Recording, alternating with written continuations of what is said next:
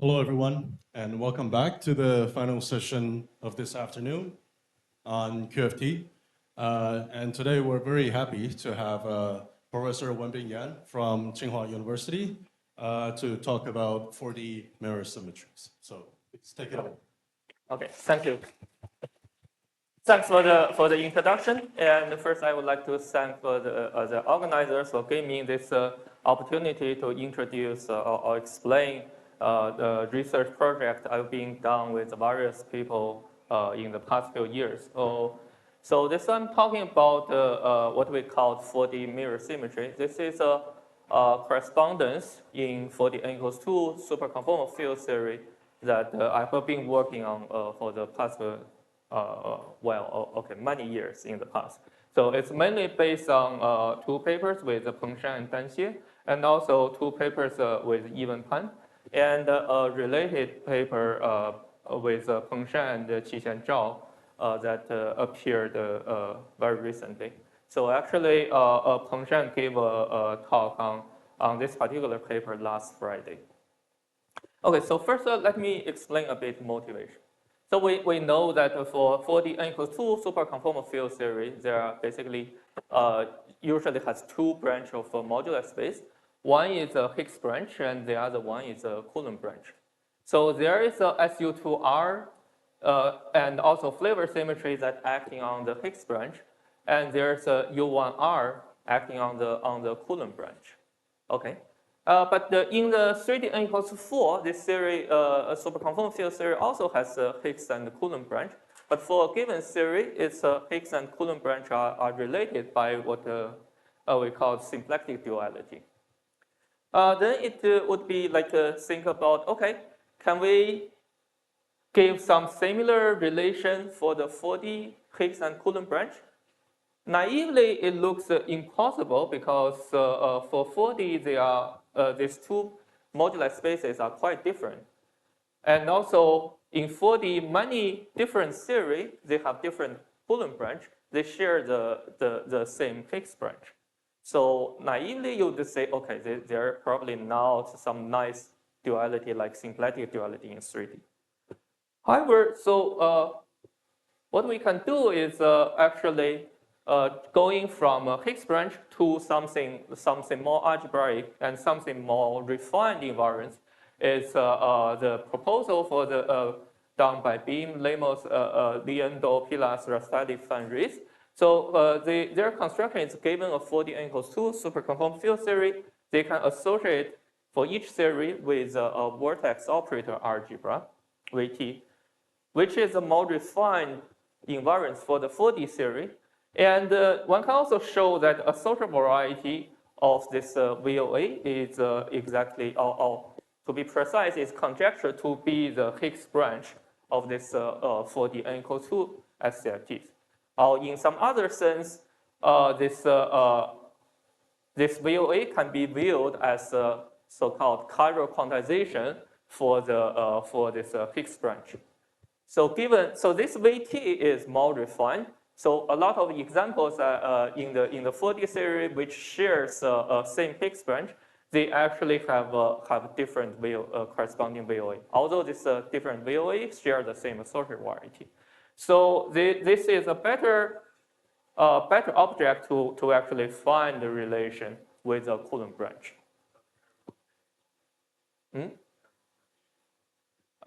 Yes. Definitely not unique. Actually, I should put it like a comma because unlike deformation quantization and geometric quantization, there is actually not so far no definite step of finding the corresponding VOA. Okay. Yeah. Thanks for pointing out. So okay. So let me explain a little bit more detail about this 4D VOA correspondence. So basically summarize the most important properties. So given a 4D theory, so it's the 2D central charge of the corresponding VOA is minus 12 times the 4D. So basically, if you start a 4D unitary theory, you always ended up with a non-unitary VOA. And also the character of this VOA is the same as the Schur index of the 4D theory. So these two properties are actually very helpful identify which VOA we should take for the given 4D series. And moreover, we have the, suppose we have the flavor symmetry algebra for the 4D series. And for each single factor in this flavor algebra, so the conjecture that there is a fine vertex subalgebra of inside this VT, where this 2D level is minus 4D level. So here I use a different normalization compared to the original one. So in the original paper, you may see there's a 2 here. So, but it's just because we use different normalization. And also it's a conjecture that the associative variety is the same as the Higgs branch. Okay, so given this data, today I'd like to explain two correspondence relates Higgs branch and Coulomb branch of 4D n equals 2 series. So one is algebra and geometry. Basically, we are relating the irreducible representation of this VT that coming from Higgs branch to some geometric fixed point data on the Coulomb branch. Okay, that will be more emphasis today. And the other is actually still some sort of geometry correspondence, but it's a one-way trip. So it's like reading the Higgs branch from the Coulomb branch.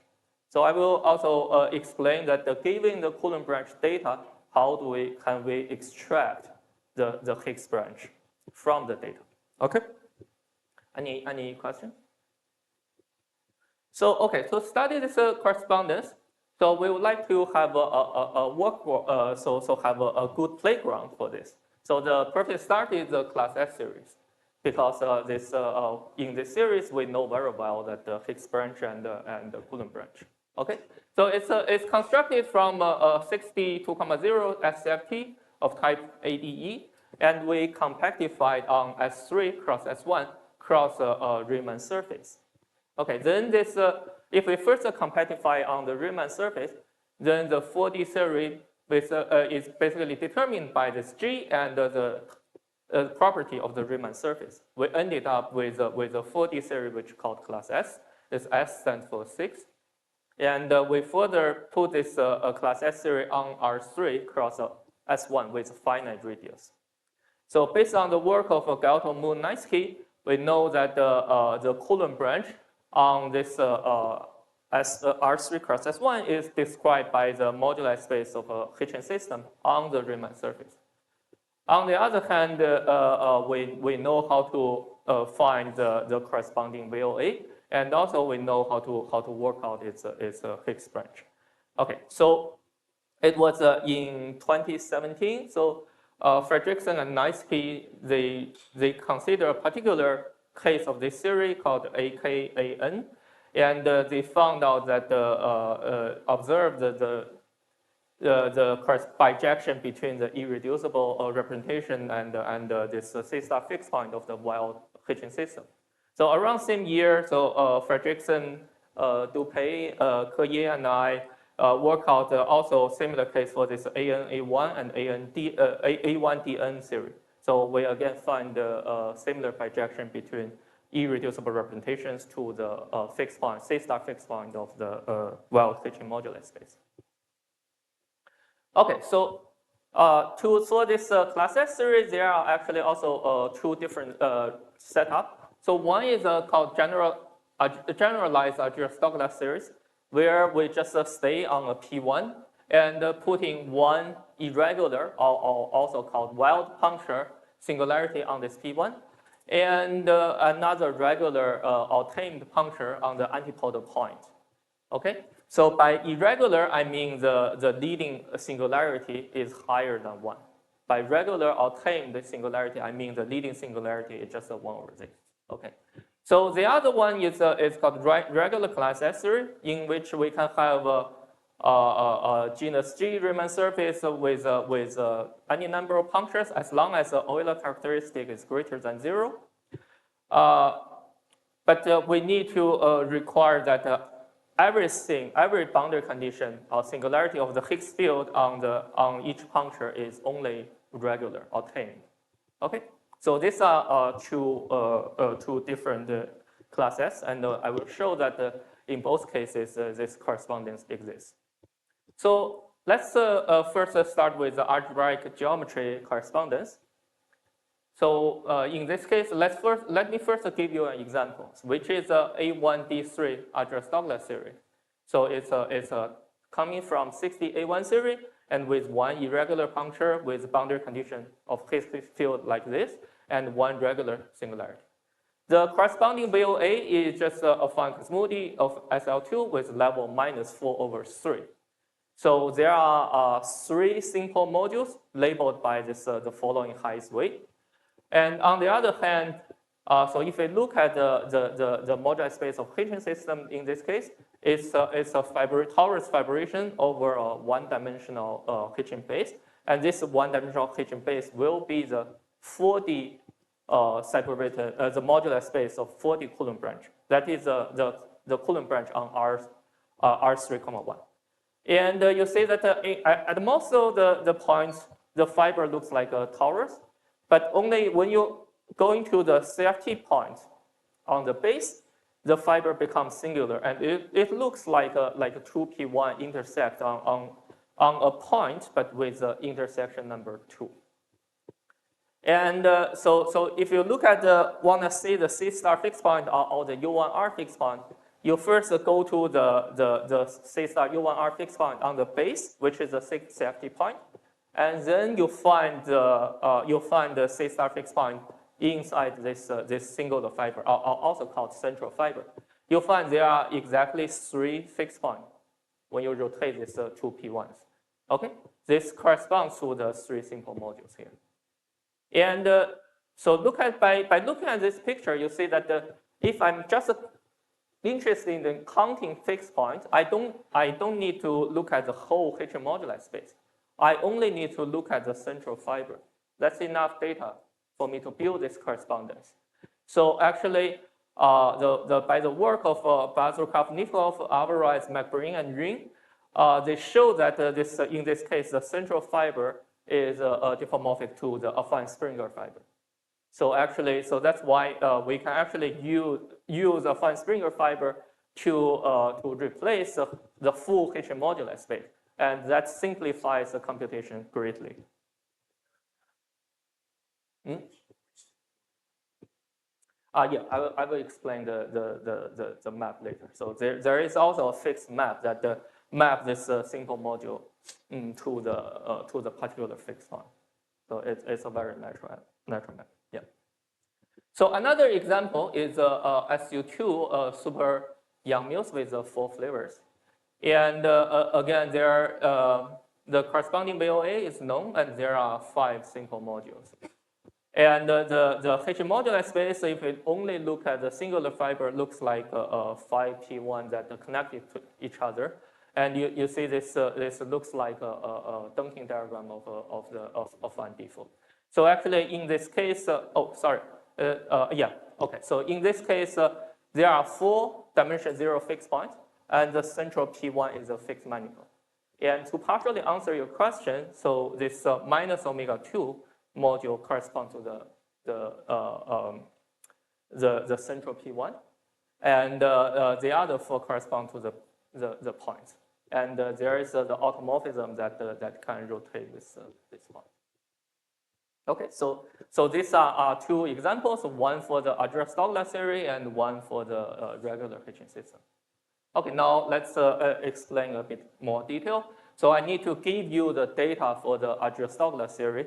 So first, I need to specify the boundary condition for the irregular, which I will be denoted by a ratio U/M. That is gives you the singularity of the irregular one that beyond the first order pole. Okay, and this UM coprime, and also. For the regular singularity, it's just a Z, and the residue is a nilpotent element. Okay, so there is so usually in the class S construction, when I write F, it's the non-label, and in the Hitchin boundary condition, it's a Hitchin label. So there is a dual relation, and this dual, I mean the orbit and its dual. So for example, in A type. the orbit labeled by partition P, it still is labeled by the transpose partition. Okay, so also in the BCD type, you see that there is this special and not all orbits is a dual of something. So let's for simplicity in all these cases, we focus on simply laced case, and then consider all this simplicity to consider this F and F dual are both special. Okay.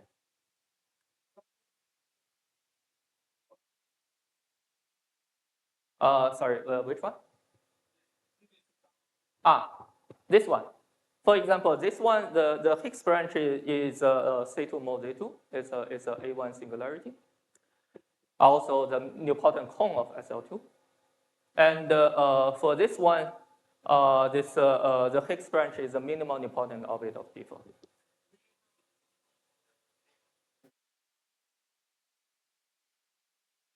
Yes, I will. Yeah.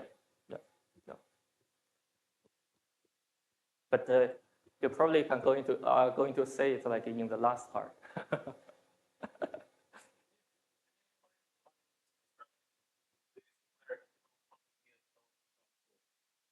So this one for the north and south pole is because of I would like to have the U1 symmetry. So for the regular case, this U1 action only acts on the Higgs field. So it's just rescale your Higgs field. Okay. However, if you have the irregular singularity, because it's a higher order pole, so to keep the U1 action, you have to both rescale your Higgs field and also rotate the z coordinates, the base coordinates. So apparently, if you have more than two poles, you cannot rotate the configuration like without leaving the pole invariant, right? So that's why you have only like two singularities. Okay. And there are also other reasons that forbids you from putting two irregular singularities. Or formally you can put, but eventually you get some free hyper or something. Yeah.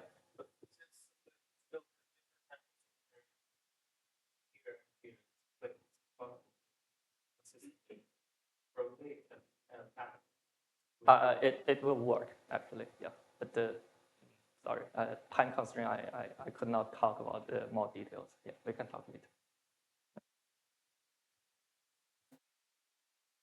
Okay, so let's further remember that this irregular singularity is specified by this ratio U over M. Oh, I should mention that this U can be arbitrary, but this M is not arbitrary. This M, to further keep the U1 R symmetry, this M has to be a regular number of the Lie algebra. For example, the dual Cox number is always a regular number. And also for the A type, that any divisor of n or n minus 1 is a regular number. Okay, so let's first further specify this M to be the dual Cox number, and just take the F to be the trivial singularity. Okay, then this the corresponding VOA is just a simple affine vertex algebra at the boundary admissible level. You see that this K is minus H check plus H check over U. So this H check over U is actually just the M over U. So it's an inverse of this. Okay, and yeah, F is trivial. That means we're just starting with a simple affine vertex algebra. And for this case, all these simple modules are already classified by class Wakimoto. These are called admissible modules. Okay. On the other hand, so the Hitchin system is a wild Hitchin system. As I mentioned before, that the central fiber can be replaced by the affine Springer fiber. So yeah, I know a lot of our audience are probably like unfamiliar with this notion. So I will explain the notion of affine Springer fiber in a physicist way. So it's actually starting with some gamma, which defined here. It's a sum over all the root vector of simple roots plus z times u times f theta, which is the root vector corresponding to minus theta, and theta is the highest root of G. So this is an element in the positive part of the loop algebra. For example, for the A-type case, this is just the matrix where the subdiagonal is 1, and the last entry here is z to the u. So why do I start with this gamma? So notice that if I divided this gamma by z, this is actually a solution at the central fiber. So you can check that divided this gamma by z, automatically it satisfies the regular boundary condition at 0. And it also satisfies the irregular boundary condition at infinity. And if you compute its characteristic polynomial, it's just like something like x to the n times z to the u, which is the Seiberg-Vaden curve at the CFT point. Okay, so we know that, okay, we started from some particular solution, okay, at the central fiber. Then the definition of a Fine-Springer fiber is like this. So for physicists, you just interpret this as this loop group as all possible singular gauge transformation you can do on the moduli space. And you have to divide it by the Iwahori subgroup, which is contains all the regular gauge transformation. Okay, so you're doing a singular gauge transformation up to the regular transformation. So this you're acting on this solution, this following transformation, and that will be produce you all possible solutions. However, it will not change the boundary condition at the infinity, but it may change the boundary condition at regular singularity. So you have to impose this extra condition so that after the singular gauge transformation, you are still getting a solution in the central fiber. Okay, that's a physicist's way of understanding a Fine-Springer fiber, and roughly explain why in this case you can replace the central fiber by the Fine-Springer fiber. Okay, so we also know that there is a C-star action on this fiber, and actually the fixed points are classified.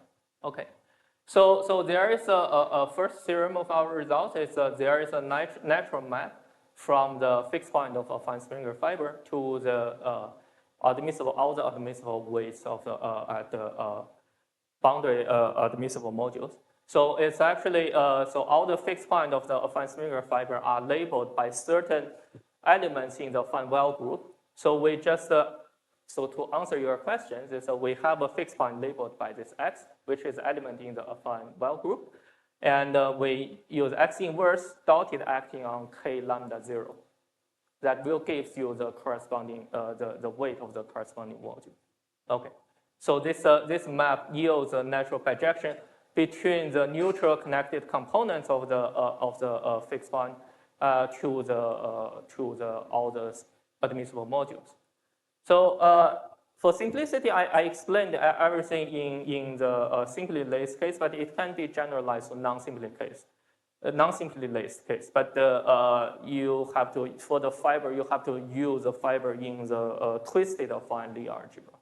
So it's a bit technical. So okay, but so previously I gave you the projection between two sets, but there is actually more. So suppose on the VOE side, for each simple module, we can consider its character, and the Katz and Makimoto show that if you yes. So actually it's very simple. So okay, so there is a description for which affine elements of Fine-Well group that belong to the fixed point, and they have conditions. And also, if you so there is a condition. So all these fixed points are some elements in the Fine-Well group satisfy certain conditions. Okay, so we know we can write down explicitly this condition. Okay. And there is also there is a definition for this admissible module, admissible weights, but there is an equivalent. You can find an equivalent condition for this admissible weights, so that the condition satisfied are exactly the same as the condition for the. Yeah. So yeah, it's just you have to find the best form. After you find the best form of classify this, it's automatic. Not yet. Yeah, that's a very good question. So, but not yet. Okay, so we know that if we look by Casa and Matsumoto, if we look at the space spanned by all the characters of a divisible module, they form a SL2Z invariant representation. So there is a SL2Z action on these characters. Okay, so can we find this SL2Z action here on the geometry side? The answer is yes, but through a very indirect way. So actually, this is why the original motivation for mathematicians to study the fixed point of fine Springer fiber is they consider the cohomology of a fixed point, and actually in this case, all the fixed points are dimension 0. And by Vassarot and Vaniello and Vassarot, and also work of Oblomkov, Yun, they show that this cohomology of fixed points, they form a finite dimensional representation of a double Van Hecke algebra. And there is a PSL2Z automorphism on the double Van Hecke algebra. And through this, indirectly, this PSL2Z acting on the cohomology. So our second theorem is, so first I have to specify this Q and T parameter of data according to this relation. And then if we further specify this Q to this particular root of unity, and in this case, T will be 1, then this isomorphism between the space of characters and the space of cohomology of fixed point actually commutes with this SL2Z action. Moreover, we can find a bijection between these two bases. One is a character basis, and the other one is the polynomial basis. And if I use these two particular bases, I can write down the S and T matrices on both sides explicitly. And we can check that numerically these two matrices are the same. This modular matrix on the W algebra side can be expressed in terms of non-symmetric McDonald polynomials. So we are not only finding some bijection between sets, there are more structure on that. Okay. The S matrix, yeah, it's a good question. So actually, this is the normalized non-symmetric McDonald polynomial. And if you look at the Chernyk's book, he showed that there is a symmetry between B and B prime. So it's actually, yeah, it's a non-trivial fact. So because usually what we compute here is symmetric, right? Yeah. So it's funny, so here is also symmetric. Okay, so let me go back to the example of A1 D odd Alger-Stokes theory. So this will be the the VOA will be always be the upon SL2 with the boundary admissible level, and the Higgs branch for all these series are the same as A1 singularity, and the Springer fiber can be defined here, and here I listed all the simple modules, and all these fixed points are the following of an element of a well group acting on this gamma, okay. And so you can see the bijection here.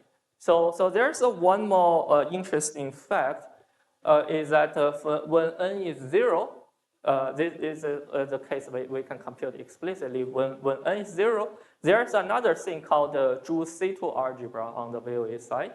So if I take the fixed point of this Drude C2 algebra and then take a certain associated gradient, it's actually the same as the cohomology of the whole fiber. Not the fixed point, but the cohomology of whole fiber. So this is like some 4D version of a Hikita conjecture, but so it's worth exploring more.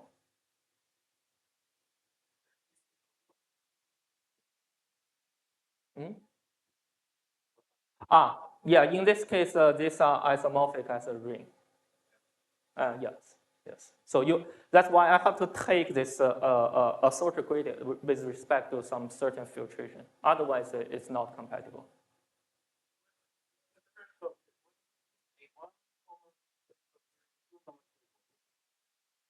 So this is a different construction.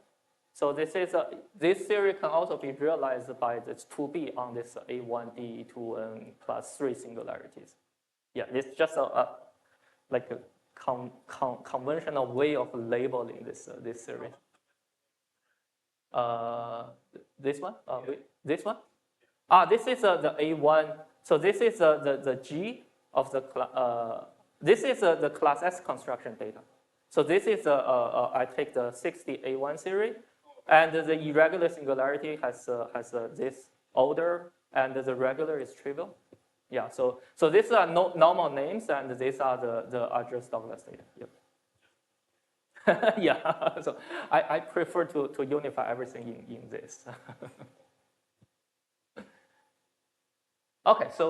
So now we can consider like partially closing this regular singularity to other nilpotent elements, right?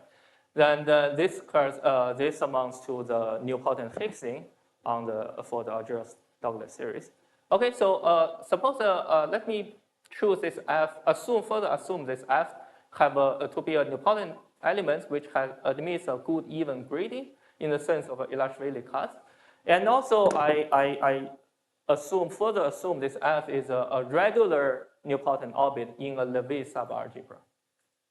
On the VOA side, the corresponding VOA is a affine W algebra coming from the quantum Drinfeld-Sokolov reduction from the affine vertex algebra. And there is a conjecture of Katz-Wakimoto, and this conjecture was proved in many cases. And they said that there exists a reduction functor from the affine vertex algebra modules to the W algebra modules.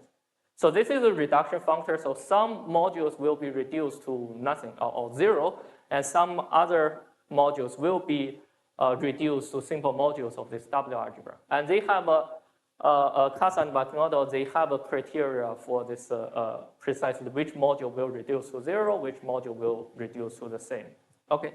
On the Hitchin side, we have to replace the affine Springer fiber by the affine Spartanstan variety, but it's defined based on the gamma and also the parabolic subgroup that contains the Levy.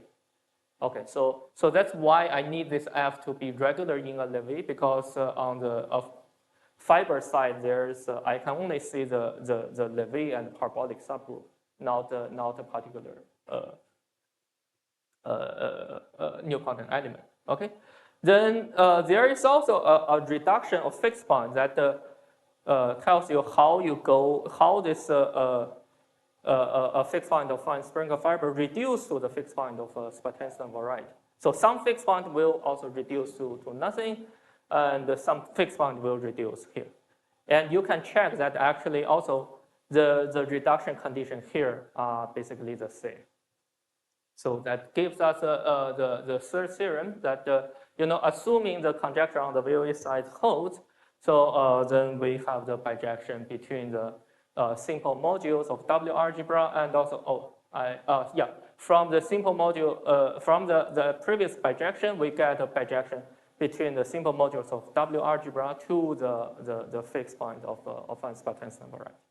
And also that gives you a counting formula for the number of simple modules of W algebra. And also you can show that the modularity works as well. So this modularity property also works with the reduction. It's just on the fiber side.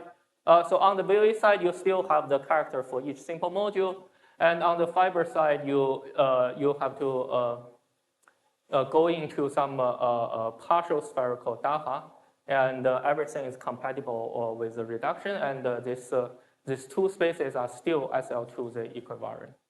Okay, and for this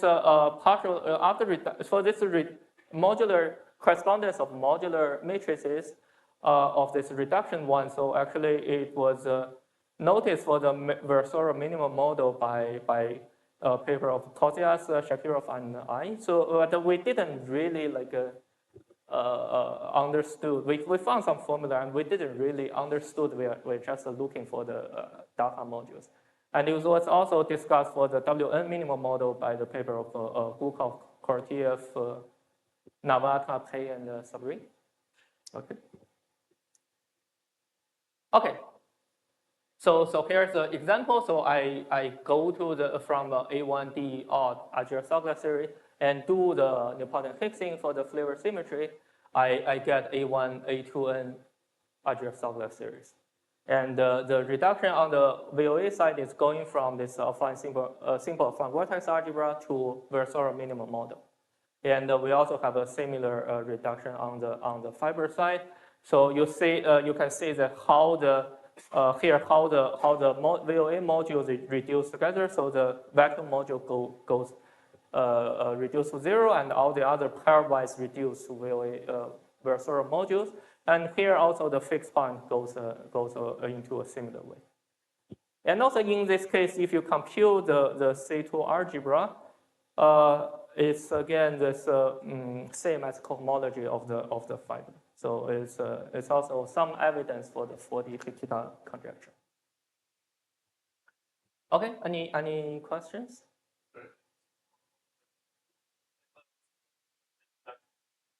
So this after reduction, so the C2 algebra of the Versora model. Yeah, before it wasn't not clear, but so before that, I only have one example that these two are isomorphic as algebra, right? But after reduction, actually C2 algebra can be computed more easily, and I can match it with the cohomology here.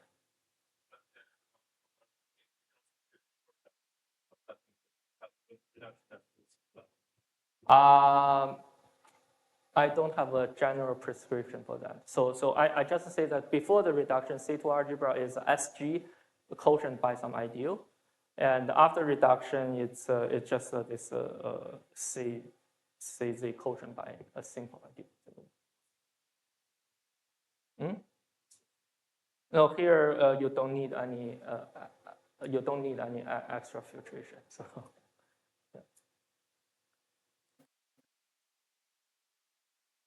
Okay, so yeah, now let's reduce the value of m so that m is something smaller than h check, but still a regular number. So now this correspondence is less clear. So because VT contains a non-admissible simple affine vortex algebra as a subalgebra, and the classification of simple modules here are very limited, and things become more subtle. So here I only list a bunch of examples from physics. So it's a SU2 with NF equals to 4, and Minahan-Nemchansky E6, E7, EA series. And they all have a Argyros-Douglas construction, and here are the corresponding VOA. And the irreducible module in all these cases are classified. And you can see that it matches with a fixed manifolds from the fiber. Okay, and recently there is also a classification of simple modules for this case. It has 405 irreducible representations, and you can compute from the fiber. You find like exactly 405 fixed manifold, and their correspondence is exactly as I showed before. And also for this case, it works as well, but so that's more or less all the cases it works. So it's still the correspondence is still open in general. Okay. But okay, so just why I choose this 4 different. By the way, all the Higgs branch of this 4 different series are minimal Nilpotent orbit. And so why I choose these 4 different series? Because these 4 series also have a regular class S construction. Okay, so it's natural to say that actually our correspondence can go generalized to the regular class S series. So for the regular one, so we see that again GMN tells you that Coulomb branch is some regular Hitching moduli space of on a Riemann surface, genus G Riemann surface with n punctures. And it also, through the P equals W conjecture, is related to the character variety of the similar setup. And on the VOA side, Arakawa and separate work did for the genus 0 case, and Yanagida did for the higher genus case. They constructed the corresponding VOA. So we expect maybe there's a similar relation between representation theory and the fixed manifold here. The problem is the Hitchens side is well studied, and we know a lot of results. But on the other side, this VOA can be defined abstractly, but the representation theory is very difficult. Okay. So what we have is actually, so we know that the characters of, because from the physics we can compute Schur index and we get at least its vacuum character. And in this case, we know that these characters actually satisfy some flavor modular differential equations. So it's some set of partial differential equation. So we can find at least, even if we do not know how to classify a simple module, we can at least find all the solution of this flavor modular differential equation. And actually, in a lot of cases, we see that all this, the character of simple modules, they are a subspace of this solution. But they do not, these characters of simple modules themselves do not form the whole space. So it's a general feature that in the regular class S theory, you need extra log solution. By log solution, I mean the solution that's proportional to log Q or T terms. You need this both non-log solution and also log solution to form a whole SL2 invariant.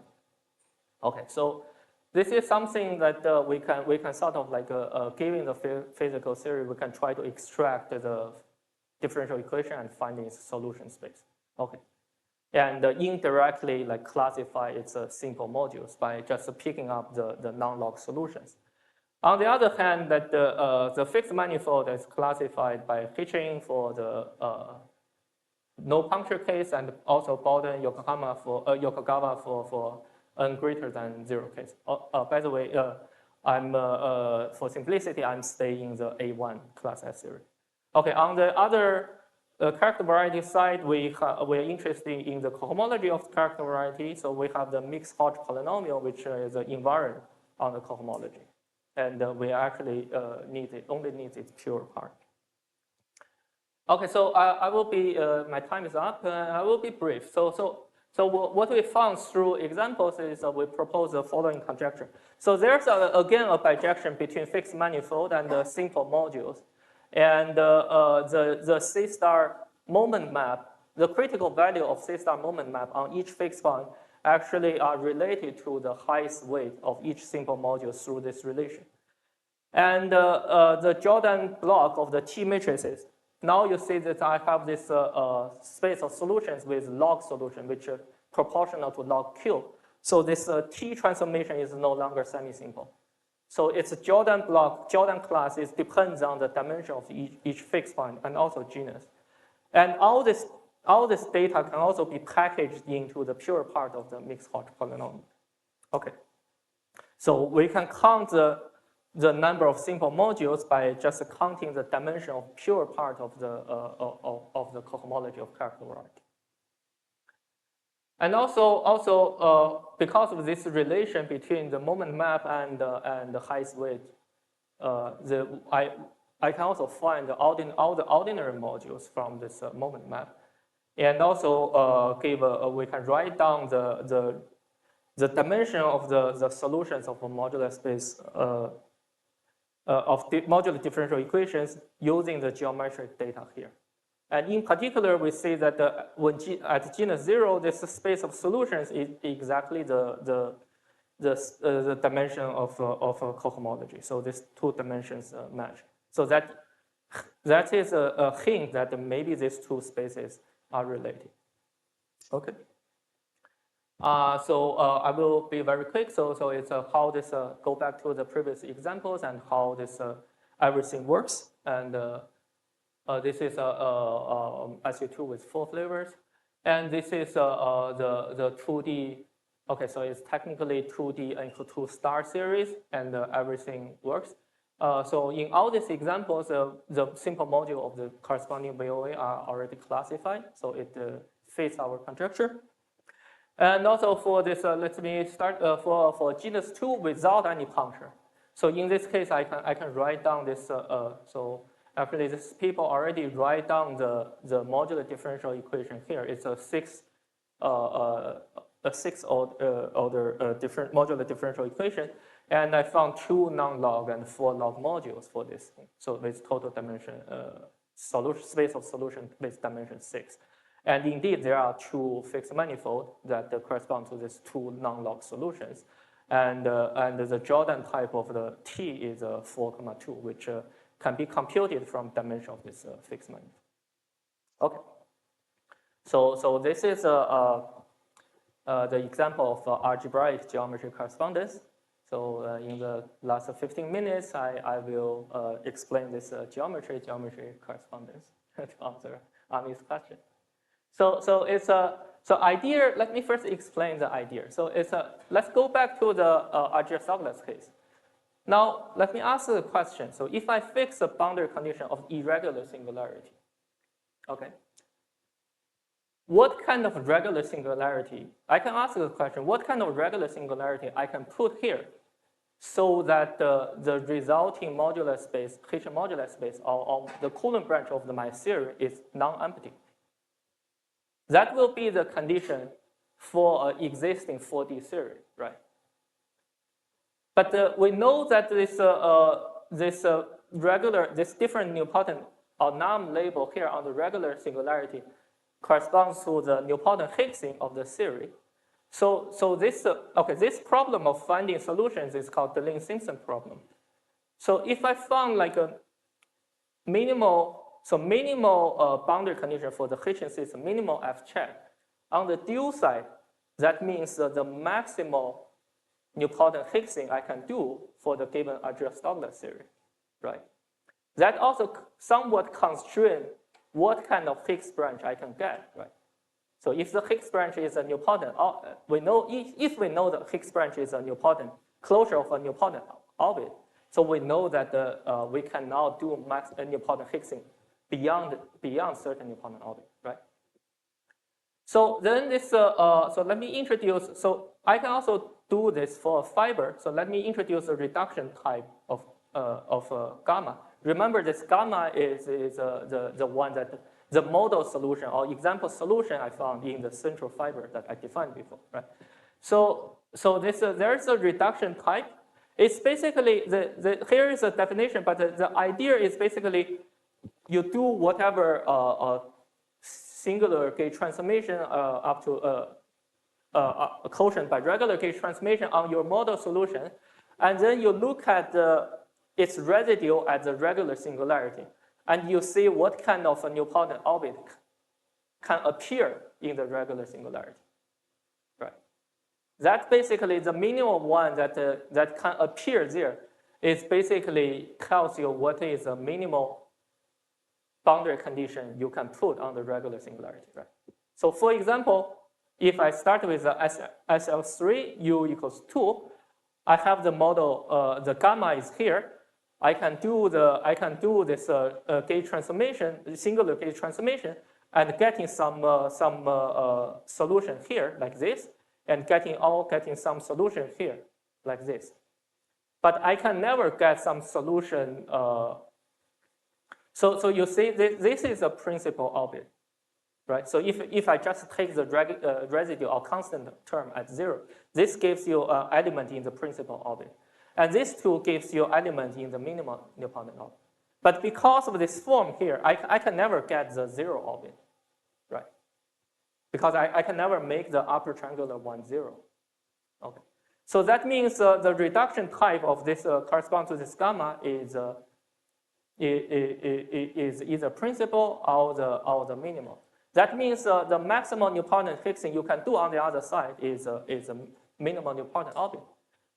So okay, but you have to worry about, is there actually a minimal one? Because this partial order in the nilpotent orbit are not always. There can be 2 orbits that have same dimension, but they have no order, right? But Zhiwei Yun showed that actually there exists a unique minimal element in all this reduction type, that everyone else in this reduction type is bigger than this one. So there can only exists one orbit with a minimal dimension in this set. Okay, so this is the minimal boundary condition you can put to make this Coulomb branch non-empty. So it naturally to say, okay, then this the dual of this orbit will give you some constraint on the maximal Newtonian fixing for the adjust Douglas. Okay, so now we have the following constraint. So we have this minimal reduction type that determines the maximal possible Newtonian fixing for the G subgroup of the whole flavor group. And from the Coulomb branch, we also know it's roughly know the full flavor symmetry. And we believe that usually this Higgs branch of a 4D theory is a symplectic singularity, so that this MH has finitely many symplectic leaves. So this gamma is remember the gamma is a model solution. It's remember in the previous example that it's a sum of all the simple root vector of simple root plus ZU and F theta. So it's a particular solution that so gamma over Z is a particular solution in the central fiber. Okay. Sorry, I have to go very fast. Yeah. So okay. So with all this data, so you can see this gamma is something that's determined by the boundary condition. Okay. So this gamma is something that already determined by the given boundary condition. Okay, and then the question is, given this this data, can we determine the Higgs branch from the data? If we can, then we know that there's a way of reading Higgs branch from the Coulomb branch, right? So, okay, again, give you the adjust Douglas series. My favorite one with m equal to h check. It's a u over the data is u over h check. And in this case, no flavor symmetry coming from the irregular singularity. So the full flavor symmetry is actually the G, which is the Lie group of correspond to this G. And okay, so we know that this M Higgsing is a hyperkähler conic G variety, and it has finitely symplectic leaves. So it's natural to assume this in this case MH is inside. It's in the Nilpotent cone. So it's one of the Nilpotent orbit. And we also know that the maximal Newtonian fixing is MH intersect with a Soloist slice of F. Is non-zero, non-empty when F is in this DRT mean. And for every F is bigger than this minimal dual of minimal reduction type, we should reduce to empty because there's no such theory from the Coulomb branch. And so we have we can conclude that okay, so in this case with this following gamma, the corresponding the Higgs branch of the corresponding theory is a closure of DRT mean gamma. Okay, and we can check that for example when U is greater than H check, so the RT mean is 0, and in that case the Higgs branch is a full Newtonian cone. And for given G and SLN, when U is smaller than H check, Jacob Ring computed the corresponding RT mean, and actually the dual of RT mean, MH, the Higgs branch is described by the closure of this orbit corresponding to this particular partition. So this also answers Ami's question. So in this case, in all these cases, the Higgs branch can be non-minimal.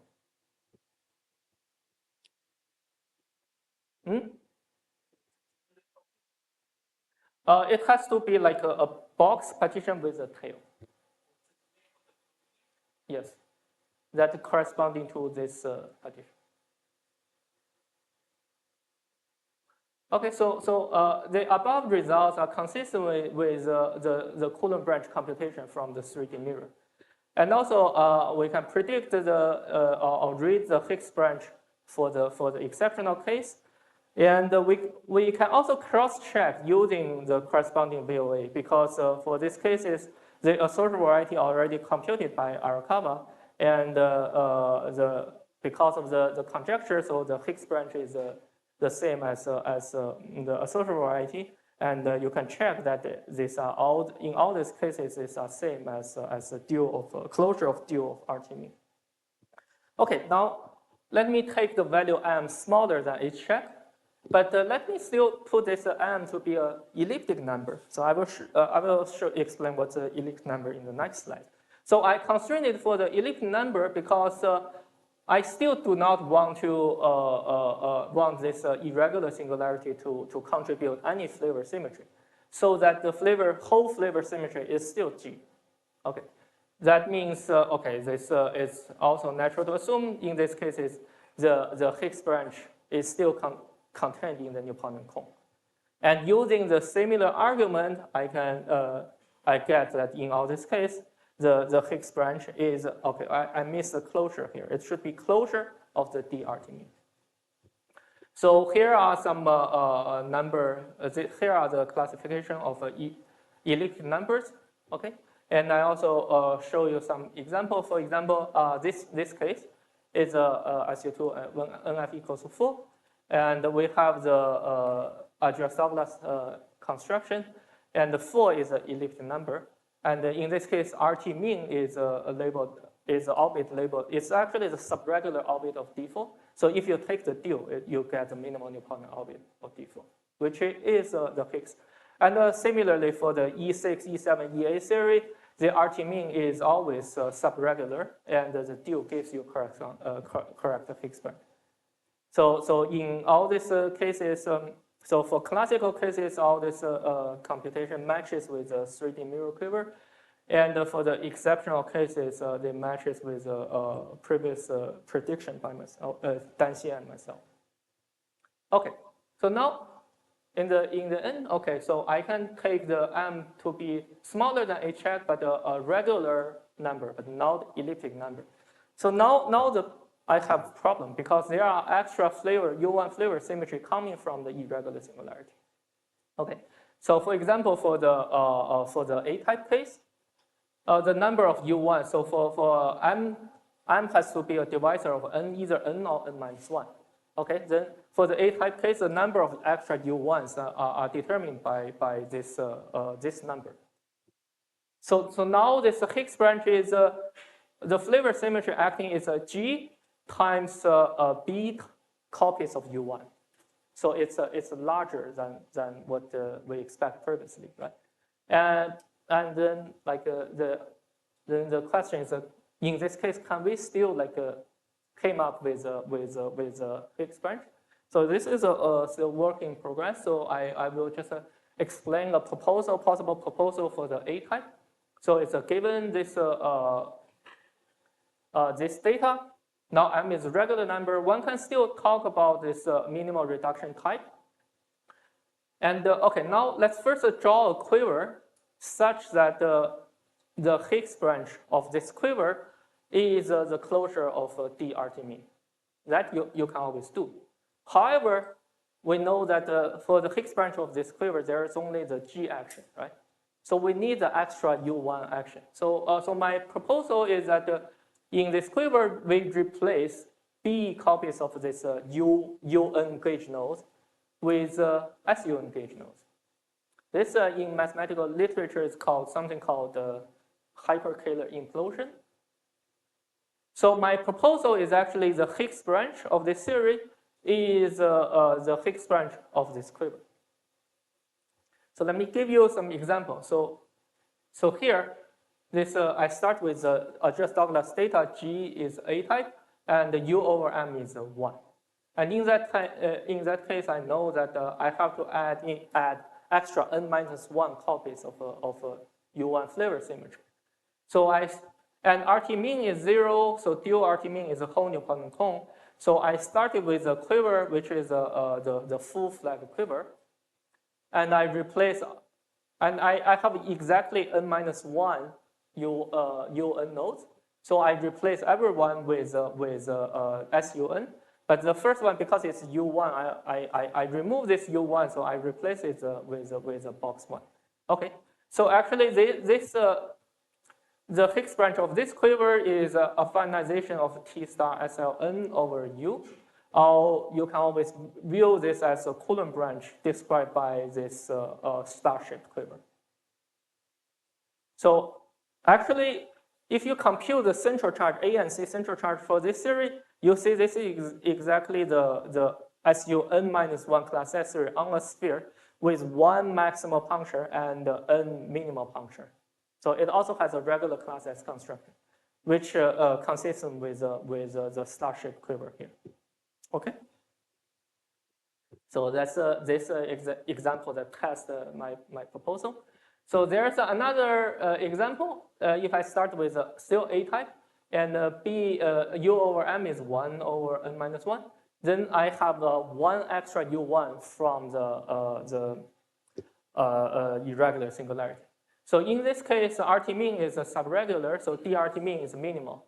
So we know that the minimal nilpotent, the Higgs minimal nilpotent orbit can be realized by the Higgs branch of this quiver, this U1 gauge quiver. And I need to remove one U1, so I just remove this U1, and it's just n hyper multiply. So, yeah. It's this D is the Babbage-Morgan-Lustick-Spartansson dual of the orbit. So for example, this in A-type case, if an orbit is labeled by partition P, its dual orbit is labeled by the transpose partition. Sorry, which R? No, this is RT, minimal reduction type that I defined before. Sorry? Reduction type. This RT stands for reduction type. Okay, so in this case, you see, following my proposal, you're getting the Higgs branch to be just C2n. And actually, if you compute the central charge, AC central charge for this series, you see this series is actually just an n-free hypermultiply. So it's the Higgs branches should be this. And actually, it's interesting to check that under the 4D VOA correspondence, it's n hypermultiply is basically gives you n copies of beta gamma system. So there's a work by Adamovich and Persa that n beta gamma system is an extension of L-1 SLN tensor M1. This M1 is a Heisenberg algebra, which is consistent with the flavor symmetry structure. So, okay, so let me give you a remark that in a different paper that appeared last week with Pengshan and Qixian Zhao, so we conjectured a social variety for the simple fine vertex algebra at integer non-admissible level, and the details can be you can look at Peng's talk last Friday. So these two works this work is related to what we discussed here, but not exactly the same. Okay. Okay, so since my time's up, so let me briefly recap. So in the talk we discussed two correspondence, and one is algebra geometry. So it's for the Vt, which is quantization of the Higgs branch. We expect some correspondence between the irreducible module of Vt and to the C star fixed point of the corresponding Coulomb branch. Okay, and the space of characters are also related to the cohomology of fixed point. And so in certain cases, in a lot of cases, we can prove rigorously, but there are much more cases which needs further study. And also there's a geometry correspondence. It's going from the condition for Coulomb branch to be non-empty, we can try to, using this constraint, we can try to rid of the Higgs branch from this constraint. So more or less it can be seen like say as a Coulomb branch of the 4D equal to theory is more fundamental. Or it is also widely believed that maybe Coulomb branch so the Coulomb branch can determine the 4D equals to theory uniquely up to some decoupled free hypers. So our final correspondence is it's sort of like a supportive evidence for this belief. Okay, thank you very much.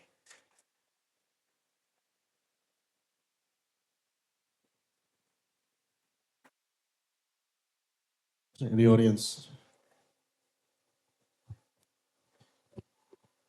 So in our paper with Laura and Ke Ye, we also, for this correspondence, we also talk about relating a geometry, reproducing the S matrix from geometry. Sorry. Reproducing the S matrix from geometry by looking at like the action of C star on a normal bundle. Is that also something that is generalizable, or it's like a consequence of this work of Oblomkov and Yun? It's okay. So yeah, roughly the S matrix we found here is actually in our okay. So let me put this way. So the S matrix we use to found here is mapped to this S matrix here, right? Which in the Daha representation is called Fourier transformation. Yes. Yeah. So somehow it I'm still struggling how to understand it from the data of normal bundle. So I see. But, yeah, I think Hiraku mentioned this to me. So it's also some sort of a Fourier transformation. That's probably in your paper with him. Okay, maybe. But like, do you see how to distinguish modules that correspond to isolated fixed points versus modules associated with a continuous fixed manifold? Right. So I think it's not precise, but I think that okay, I don't have a precise description right now, but roughly speaking, this for this modules correspond to this fixed manifold. You can always, if you choose a certain suitable basis for the characters, you can always find that one corresponds to fixed manifold such that the T action is not semi-single. Thank you. Any more?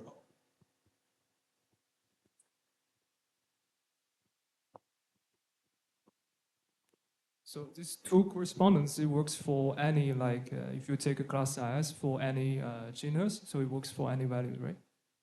If you took any higher genus. Yeah, okay, so this, the first algebra geometry correspondence is definitely works for higher genus. Actually, at least for the A1, I computed up to, without any, for no puncture case, I computed up to genus 8. And for with puncture, I think we probably stayed it, we unfortunately didn't go beyond genus 2, but we expect it works for any genus.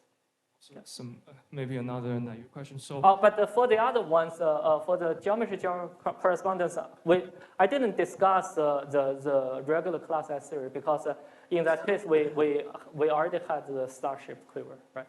yes. So you can view this as a similar idea that you have 3 punctures, that the maximum Newtonian fixing is a flag, so you have the full flag, but you want to couple them together, so you gauge them. It's yeah, that's a rough idea. So can you, in some sense, like recover the symplectic duality for its 3D mirror using this construction?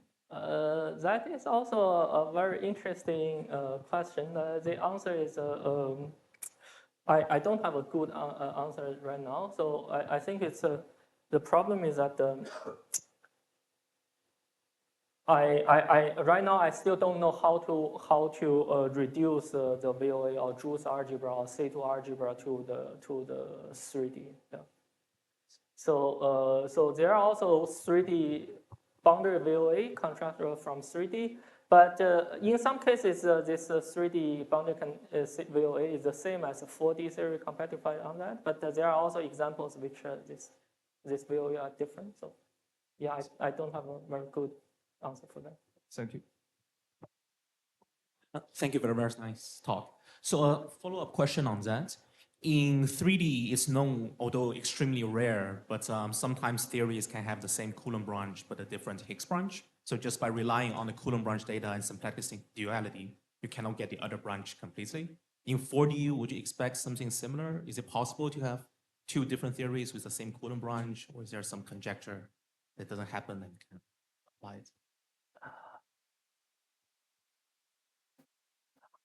I guess I only know a few trivial examples. I actually.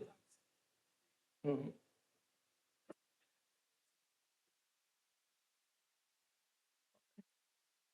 Okay, thanks, Ami, for answering the question for me.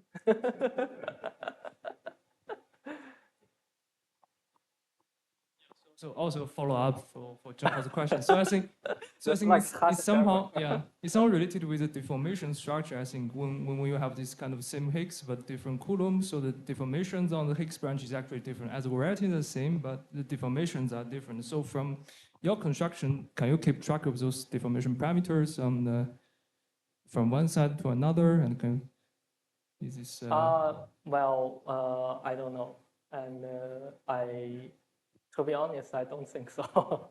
I see. Thank you. Okay.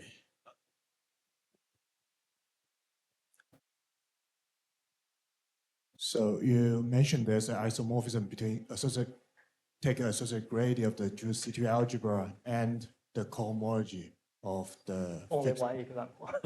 Yes. So do you think is it better to consider equivalent cohomology of the fine sprinkler fiber and then specialize the equivalent parameter to one? Then this recovers the full Juice C2 algebra instead of taking associated gradient.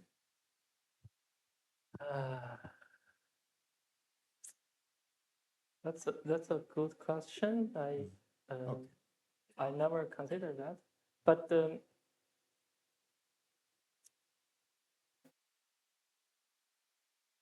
yeah, I don't have a good answer. Yeah.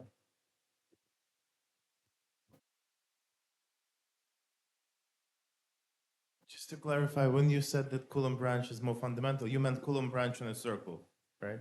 Right, the Coulomb branch on the circle. Okay.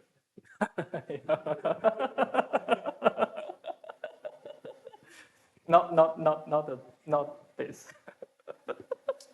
Any other questions? If not, let's thank the speaker again. Okay, thank you very much.